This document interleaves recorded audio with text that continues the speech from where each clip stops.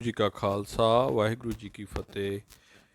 जिस तरह कि ਆਪਾਂ ਜੀਵਨ ਸੰਤ ਬਾਬਾ ਅਤਰ ਸਿੰਘ ਜੀ ਮਹਾਰਾਜ ਦੀ ਗੱਲ ਕਰ ਰਹੇ ਹਾਂ ਕਿ ਉਹਨਾਂ ਦਾ ਕਿਸ ਤਰ੍ਹਾਂ ਦਾ ਜੀਵਨ ਸੀ, ਸਾਖੀਆਂ ਵੀ ਤੁਹਾਨੂੰ ਸੁਣਾ ਰਹੇ ਹਾਂ। ਗੁਰਦੁਆਰਾ ਸਾਹਿਬ ਮਸਤਵਾਣੇ ਦਾ ਸੰਪੂਰਨ ਹੋਣਾ, ਸਰੋਵਰ ਵਾਲੀ ਥਾਂ ਪੱਠਾ ਲਗਵਾਉਣਾ, ਇਸ ਮਹਾਨ ਸੇਵਾ ਸਮੇਂ ਦੀਆਂ ਛੋਟੀਆਂ-ਛੋਟੀਆਂ ਕੁਝ ਨਮੂਨੇ ਮਾਤਰ ਸਾਖੀਆਂ। ਇਹ ਆਪ ਦੀ ਅੰਤਰ-ਆਤਮਾ, ਰਾਜਨੀਤੀ, ਅਡੋਲਤਾ, ਸੇਵਾ ਭਾਵ, ਦਿਆਲਤਾ, ਸਮਦ੍ਰਿਸ਼ਟੀ, ਗਰੀਬੀ ਅਤੇ ਕਾਮਲ ਫਕੀਰੀ ਪਰ ਰੋਸ਼ਨੀ ਪਾਉਂਦੀਆਂ ਹਨ। ਸੰਤਨ ਕੀ ਮਹਿਮਾ ਕਬਨ ਬਖਾਨੋ, ਅਗਾਧ ਬੋਧ ਕਿਛ ਮਿਤ ਨਹੀਂ ਜਾਣਿਓ।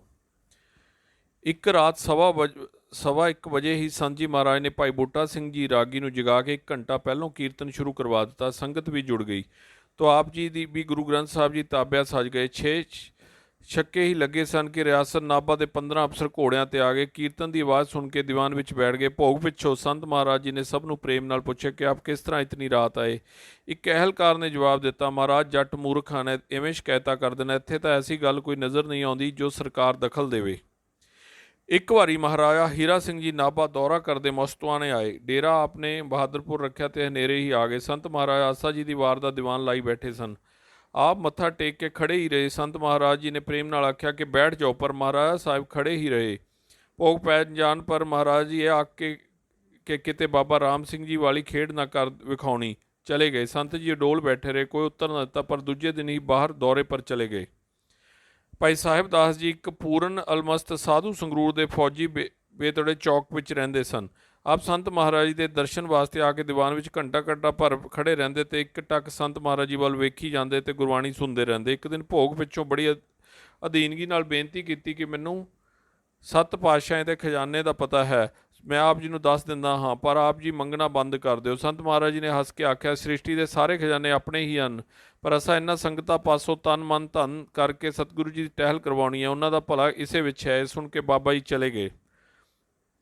ਇੱਕ ਦਿਨ ਦੁਪਹਿਰੇ ਸਮੇਂ ਸੰਤ ਮਹਾਰਾਜ ਹੀਂਸ ਦੇ ਇੱਕ ਬੂਟੇ ਹੇਠਾਂ, ਜੋ ਪੂਰੀ ਗੁਫਾ ਦੀ ਵੀ ਸ਼ਕਲ ਵਿੱਚ ਸੀ, ਬਿਰਾਜਮਾਨ ਸਨ। ਭਾਈ ਅਮਲਾ ਸਿੰਘ ਤੇ ਭਾਈ ਹਰੀ ਸਿੰਘ ਜੀ ਬਾਹਰ ਪਹਿਰੇ ਤੇ ਸਨ।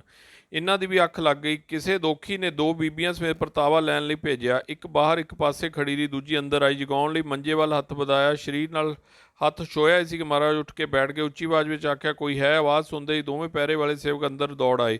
ਉਹ ਕੰਬਣ ਲੱਗ ਪਈ ਤੇ ਡਿੜਿਆ ਕੇ ਰੋ ਪਈ ਤੇ ਖਿਮਾ ਮੰਗੀ। ਸੰਤ ਮਹਾਰਾਜ ਨੇ ਫਰਾਇਆ, ਬੇਟੀ ਜੀ ਜਾਓ, ਗੁਰੂ ਭਲਾ ਕਰੇਗਾ।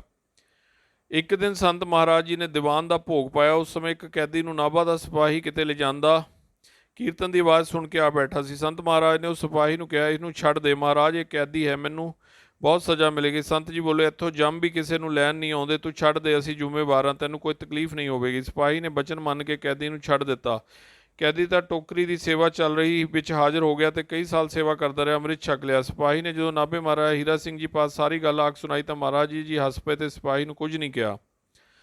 ਕਾਂਜਲੇ ਤੋਂ ਭਾਈ ਹੀਰਾ ਸਿੰਘ ਪਾਸੋਂ ਦੁੱਧ ਸੰਗਤ ਵਾਸਤੇ ਜੋ ਆਉਂਦਾ, ਕਾੜਨੀ ਵਿੱਚ ਸਾਰਾ ਦਿਨ ਕੱਢਦਾ ਰਹਿੰਦਾ। ਸ਼ਾਮ ਨੂੰ ਸਾਂਝੀ ਵੀ ਉਹੀ ਵਰਤਦੇ। ਇੱਕ ਦਿਨ ਉਹ ਕਾੜਨੀ ਦਿਵਾਲੇ ਇੱਕ ਬਿੱਲੀ ਚੱਕਰ ਕੱਢਦੀ, ਪਰ ਸੰਤ ਜੀ ਦੀ ਨਿਗਾਹ ਪੈ ਗਈ ਤਾਂ ਭਾਈ ਕਲਿਆਣ ਸਿੰਘ ਨੂੰ ਹੁਕਮ ਕੀਤਾ ਕਿ ਕਾੜਨੀ ਦਾ ਢੱਕਣ ਲਾ ਕੇ ਪਰੇ ਰੱਖ ਦਿਓ। ਬਿੱਲੀ ਨੇ ਚਾਰੇ ਪਾਸੇ ਨਿਗਾਹ ਮਾਰੀ, ਜਦੋਂ ਨੇੜੇ ਕੋਈ ਨਹੀਂ ਸੀ ਤਾਂ ਮੌਜ ਨਾਲ ਦੁੱਧ ਪੀਵੇ, ਫਿਰ ਸਾਹ ਲੈ ਲਵੇ ਤੇ ਮੁੱਛਾਂ ਤੇ ਹੱਥ ਫੇਰੇ। ਸੰਤ ਮਹਾਰਾਜ ਜੀ ਇਸ ਨੂੰ ਆਨੰਦ ਵਿੱਚ ਵੇਖ ਕੇ ਮੁਸਕਰਾ ਰਹੇ ਸਨ ਤੇ ਖਿੜਖਿੜਾ ਕੇ ਹੱਸ ਪਏ ਤੇ ਫਰਮਾਇਆ, ਭਾਈ ਅੰਤਰਜਾਮੀ ਕਿਸ ਰੰਗ ਵਿੱਚ ਮੌਜ ਮਾਣ ਰਿਹਾ। ਭਾਈ ਮਿਹਰ ਸਿੰਘ ਬਾਣੀਆ ਬਹਾਦਰਪੁਰ ਨੇ ਗੁਰੂ ਲੰਗਰ ਵਾਸਤੇ ਜ਼ਮੀਨ ਅਰਦਾਸ ਕੀਤੀ। ਇੱਕ ਦਿਨ ਭੋਗ ਮਗਰੋਂ ਸੰਤ ਮਹਾਰਾਜ ਸਾਰੀ ਸੰਗਤ ਸਮੇਤ ਖੇਤ ਵਿੱਚ ਆਏ। ਹੱਥ ਜੋੜ ਕੇ ਆਖਿਆ, ਸਾਧ ਸੰਗਤ ਜੀ, ਸਾਨੂੰ ਗਰੀਬਾਂ ਨੂੰ ਵੀ ਕੋਈ ਸੇਵਾ ਬਖਸ਼ੋ। ਸੰਤ ਨੇ ਕਿਹਾ, ਮਹਾਰਾਜ ਆਪ ਦੀਦਾਰ ਦਿਓ, ਅਸੀਂ ਜੋ ਹਾਜ਼ਰ ਹਾਂ। ਨਹੀਂ ਭਾਈ, ਸਾਨੂੰ ਇੱਕ ਸਿਆੜ ਜ਼ਰੂਰ ਹਲ ਚਲਾਉਣ ਦਿਓ, ਆਪ ਸਭ ਡਲੇ ਪੰਨੋ। ਇਹ ਕਹਿ ਕੇ ਸੰਤ ਜੀ ਨੇ ਭਾਈ ਪ੍ਰਤਾਪ ਸਿੰਘ ਜੀ ਪਾਸੋਂ ਹਲ ਦੀ ਹੱਥੀ ਲੈ ਲਈ ਤੇ ਇੱਕ ਪੂਰਾ ਗੇੜਾ ਸਾਰੇ ਖੇਤ ਵਿੱਚੋਂ ਲਿਆ ਤੇ ਪ੍ਰੇਮ ਨਾਲ ਬੋਲੇ, ਆਪਾਂ ਭਾਈ ਇਸ ਜਗ੍ਹਾ ਖੇਤੀ ਕਰਕੇ ਲੰਗਰ ਚਲਾਇਆ ਕਰਾਂਗੇ। ਹੁਣ ਗੁਰੂ ਸਾਗਰ ਸਾਹਿਬ ਨਾਲ ਜੋ ਕਾਫੀ ਜ਼ਮੀਨ ਹੈ, ਸੰਗਤਾਂ ਖੇਤੀ ਦਾ ਸਾਰਾ ਕੰਮ ਕਰਦੀਆਂ ਹਨ, ਕਾਫੀ ਦਾਣੇ ਤੇ ਡੰਗਰਾਂ ਲਈ ਪੱਠੇ ਹੋ ਜਾਂਦੇ ਹਨ। ਭਾਈ ਬਖਸ਼ੀਸ਼ ਸਿੰਘ ਜੀ ਬਰਨਾਲੇ ਵਾਲੇ ਪਟਿਆਲੇ ਰਸਾਲਾ ਨੰਬਰ 1 ਵਿੱਚ ਦਫੇਦਾਰ ਸਨ। ਇਹ ਗੁਰਸਾਗਰ ਸਾਹਿਬ ਦੀਵਾਨ ਸੁਣ ਕੇ ਸੰਤ ਮਹਾਰਾਜ ਪਾਸ ਹਾਜ਼ਰ ਹੋਏ। ਮਹਾਰਾਜ ਜੀ ਨੇ ਫਰਮਾਇਆ, ਭਾਈ ਗੁਰੂ ਕਾ ਬਣ ਜਾ। ਭਾਈ ਨੇ ਪੁੱਛਿਆ, ਗੁਰੂ ਕਾ ਕਿੱਕਣ ਬਣੀਦਾ? ਸੰਤ ਜੀ, ਤਨ ਮਨ ਧਨ ਗੁਰੂ ਨੂੰ ਦੇਈਏ ਤਾਂ ਗੁਰੂ ਦਾ ਬਣ ਜਾਈਦਾ ਹੈ। ਭਾਈ ਜੀ, ਮੈਂ ਬੋੜਾ ਐਬੀ ਹਾਂ। ਸੰਤ ਜੀ, ਨਾ ਭਾਈ, ਐਬ ਛੱਡ ਦੇ। ਭਾਈ ਜੀ, ਸੰਤ ਬਚਨ ਮਹਾਰਾਜ। ਉਸ ਵੇਲੇ ਸੰਤ ਮਹਾਰਾਜ ਜੀ ਨੇ ਸੇਵਕ ਜਥੇਦਾਰ ਪਾਸੋਂ ਪ੍ਰੇਮੀ ਦਾ ਗੁਰੂ ਗ੍ਰੰਥ ਸਾਹਿਬ ਜੀ ਹਜ਼ੂਰੀ ਵਿੱਚ ਗੁਰੂ ਦਾ ਸੇਵਕ ਬਣਨ ਦਾ ਅਰਦਾਸਾ ਕਰਵਾ ਦਿੱਤਾ। 3 ਸਾਲ ਫੌਜ ਵਿੱਚ ਨੌਕਰੀ ਕਰਦਿਆਂ ਇਸ ਨੇ ਸਭ ਐਬ ਛੱਡ ਦਿੱਤੇ। ਰੁੱਖੀ ਮਿੱਸੀ ਖਾ ਕੇ ਵੱਧਦੀ ਤਨਖਾਹ ਗੁਰਸਾਗਰ ਆ ਕੇ ਹਾਜ਼ਰ ਕਰਦਾ ਰਿਹਾ ਤੇ ਦਰਸ਼ਨ ਕਰ ਜਾਂਦਾ। ਆਖਰ ਨੌਕਰੀ ਛੱਡ ਕੇ ਇੱਥੇ ਸੇਵਾ ਵਿੱਚ ਹੀ ਲੱਗ ਗਿਆ ਤੇ ਸੰਤ ਮਹਾਰਾਜ ਦੀ ਗੜਵਈ ਦੀ ਸੇਵਾ ਮਿਲ ਗਈ। ਇੱਕ ਵਾਰੀ ਇਸ ਨੂੰ ਰਾਤ ਗੁਰੂ ਨਾਨਕ ਸਾਹਿਬ ਜੀ ਮਹਾਰਾਜ ਦੇ ਦਰਸ਼ਨ ਹੋਏ, ਜੋ ਗੁਰੂ ਗ੍ਰੰਥ ਸਾਹਿਬ ਜੀ ਦੀ ਹਜ਼ੂਰੀ ਵਿੱਚ ਬੈਠੇ ਹਨ ਤੇ 9 ਪਾਤਸ਼ਾਹ ਦੋਵੇਂ ਪਾਸੇ ਬੈਠੇ ਹੋਏ ਹਨ ਤੇ ਨਾਲ ਹੀ ਕਾਲੀ ਪੂਰੀ ਲਈ ਸੰਤ ਅਤਰ ਸਿੰਘ ਜੀ ਮਹਾਰਾਜ ਬੈਠੇ ਹਨ। ਇਸ ਨੇ ਅੱਗੇ ਵੱਧ ਕੇ ਮੱਥਾ ਟੇਕ ਕੇ ਫਤਿਹ ਗਜਾਈ। ਤਦ ਸਤਿਗੁਰੂ ਨਾਨਕ ਦੇਵ ਜੀ ਨੇ ਪੁੱਛਿਆ, ਭਾਈ ਮੰਗ ਜੋ ਕੁਝ ਮੰਗਣਾ। ਭਾਈ ਨੇ ਅਰਜ਼ ਕੀਤੀ, ਸੱਚੇ ਪਾਤਸ਼ਾਹ ਨਾਮਦਾਨ ਬਖਸ਼ੋ। ਤਦ ਸਤਿਗੁਰੂ ਜੀ ਨੇ ਫਰਮਾਇਆ ਕਿ ਮਸਤੂਨੇ ਸਾਹਿਬ ਜਾਓ, ਸੰਤ ਜੀ ਦੀ ਸੇਵਾ ਵਿੱਚ ਰਹਿ ਕੇ ਅਰਜ਼ ਕਰੋ, ਨਾਮ ਤੁਹਾਡੇ ਹਿਰਦੇ ਵਿੱਚ ਵਸ ਜਾਏਗਾ। ਭਾਈ ਜੀ ਗੁਰੂ ਗ੍ਰੰਥ ਸਾਹਿਬ ਜੀ ਦੇ ਦਰਸ਼ਨ ਕਰਾਓ। ਸਤਿਗੁਰੂ ਜੀ ਨੇ ਇੱਕ ਪਾਸਿਓਂ ਥੋੜ੍ਹਾ ਜਿਹਾ ਰੁਮਾਲ ਚੁੱਕਿਆ ਤਾਂ ਕਰੋੜਾਂ ਸੂਰਜਾਂ ਤੇ ਚੰਦਰਮਾ ਦਾ ਪ੍ਰਕਾਸ਼ ਨਜ਼ਰੀ ਪਿਆ। ਗੁਰੂ ਗ੍ਰੰਥ ਸਾਹਿਬ ਜੀ ਦੇ ਪੱਤਰੇ ਸੁਨਹਿਰੇ ਤੇ ਅੱਖਰ ਰੁਪਹਿਰੀ ਸਨ। ਗੁਰੂ ਨਾਨਕ ਦੇਵ ਜੀ ਨੇ ਹੱਸ ਕੇ ਫਰਮਾਇਆ, ਕਲਯੁਗ ਦੇ ਸਮੇਂ ਵਿੱਚ ਸ੍ਰੀ ਗੁਰੂ ਗ੍ਰੰਥ ਸਾਹਿਬ ਜੀ ਮਹਾਰਾਜ ਹਨ। ਸੰਤ ਸੇਵਕ ਸਾਡਾ ਰੂਪ ਹੋਣਗੇ, ਪਰ ਸ੍ਰੀ ਗੁਰੂ ਗ੍ਰੰਥ ਸਾਹਿਬ ਜੀ ਤਾਬਿਆ ਹੀ ਸਾਡਾ ਉਪਦੇਸ਼ ਦ੍ਰਿੜਨਾਉਣਗੇ।